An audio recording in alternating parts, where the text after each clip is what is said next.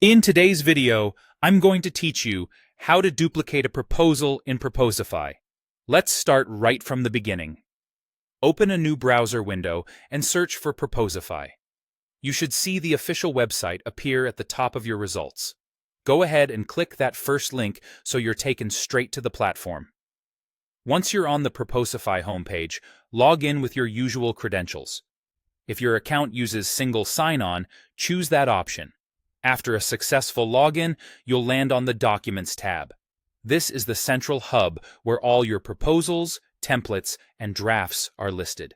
Think of it as your command center for everything you've created or received. Now, locate the proposal you want to copy.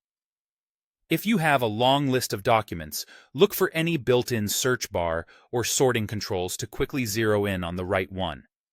Filtering by status, like draft, sent, or one, can also help narrow things down, especially if your team manages a lot of proposals. When you've found the proposal, move your cursor to the right side of that row. You'll see a three-dot icon, often called the More Options menu. Click that icon to reveal the available actions for this specific document. It's easy to miss if you scroll quickly, so make sure you're clicking on the menu aligned with the correct proposal. From that options list, choose Duplicate.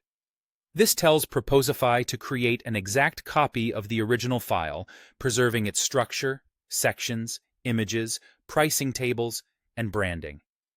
It's a convenient way to reuse a winning layout without rebuilding everything from scratch. And it's especially helpful if you're following a consistent format for similar clients or repeat projects. After you select Duplicate, give the system a moment to process. You'll see a new document appear in the Documents list. It will have the same title as the original, with the word Copy added to it so you can easily tell them apart. In most cases, it will show up near the original, depending on how your list is sorted.